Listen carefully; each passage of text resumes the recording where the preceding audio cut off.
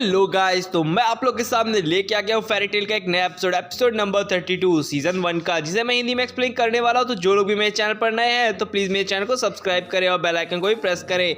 मेरा एक Instagram page भी है तो उसे भी जाके फॉलो कर लीजिए, लिंक इन डिस्क्रिप्शन। तो वीडियो को ज़्यादा लंबा ना खींचते हुए सीधे इंट्रो पे चलते हैं। तो लेट्स स्टार्ट द इंट्रो।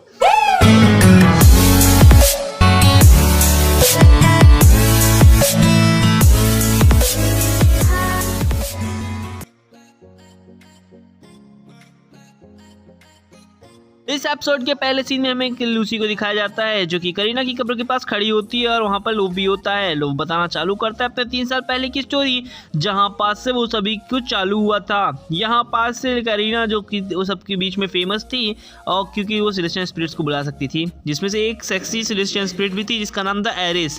तभी वो मैजिक करती है और एरिस को बुलाती है।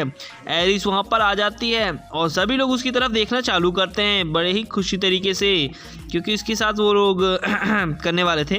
यहाँ पर वो कहती है कि मैं किसी भी इंटरटेनमेंट का हिस्सा नहीं हूँ कि मैं किसी भी मैन के लिए अपने आप को बेच दूँ या इंटरटेन कराऊँ। जहाँ पास से करीन काफ़ी ज़्यादा गुस्से में आ जाती है और उनके बीच में लड़ाई हो जाती है। यहाँ पास से उसके काफ़ी लोग सेक्सुअली अब्यूज़ करते हैं और वो किनारे खड़ी होती है।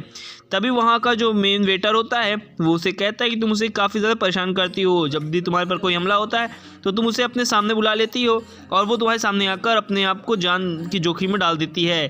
तुम्हें ऐसा नहीं करना चाहिए, वरना किसी दिन वो तुम्हें ख़त्म भी कर सकती है। चीज़ वो काफ़ी ज़्यादा क्रिपी तरीके से उसके सामने बोलता है, जहाँ पास से उसे थोड़ा डर लगता है और गुस्सा भी बहुत ज़्यादा आ रहा होता है। तभी वो फिर से उसे बुलाती है और उसे काफ़ी ज़्यादा पनिश कर रही होती है और उस पर भड़कती है। जहाँ पर उसे पनिशमेंट के लिए 1 सप्ताह तक ह्यूमंस के बीच में रहना होगा, वो भी मेंस के बीच में।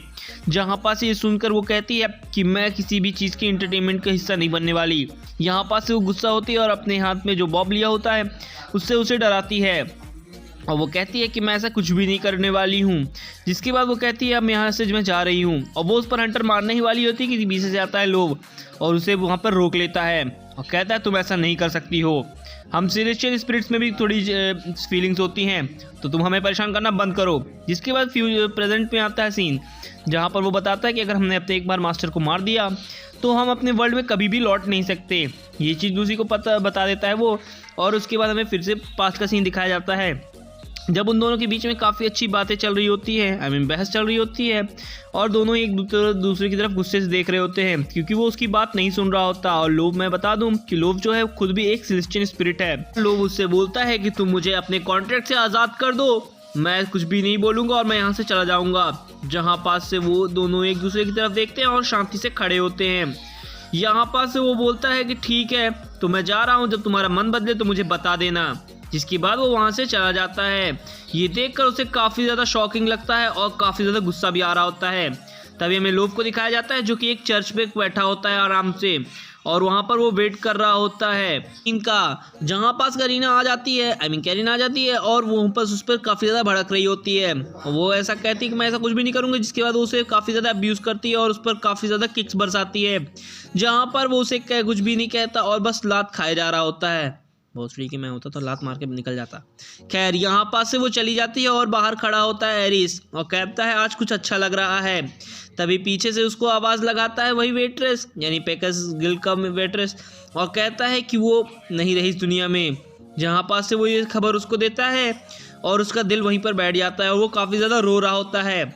और एक्चुअल में सब मैं बता दूं कि सभी लोग इसी को जिम्मेदार मान रहे होते हैं, इसलिए वो अपने वर्ल्ड में आज तक नहीं लौट पाया।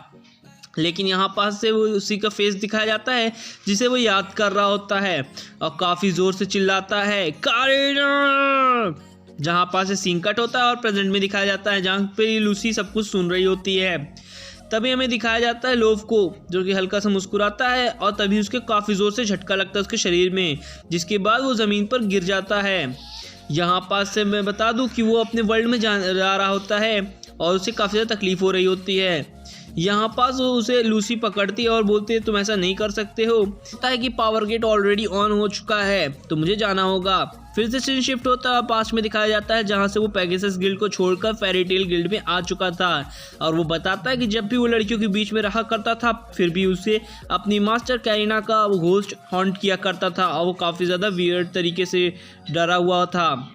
यहाँ पास से वो फिर से प्रेजेंट में सीन आता है जहाँ पास से वो गायब हो रहा होता है।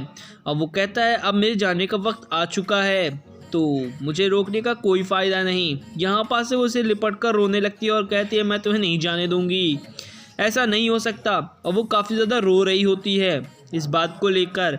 तभी वो कहता है कि तुम ऐसा नहीं कर सकती हो और तुम मुझे रोक भी नहीं सकती। जिसके बाद एक काफ़ी तेज़ से रोशनी चमकती है और वो रोशनी उन दोनों को उसके अंदर लपेट लेती है।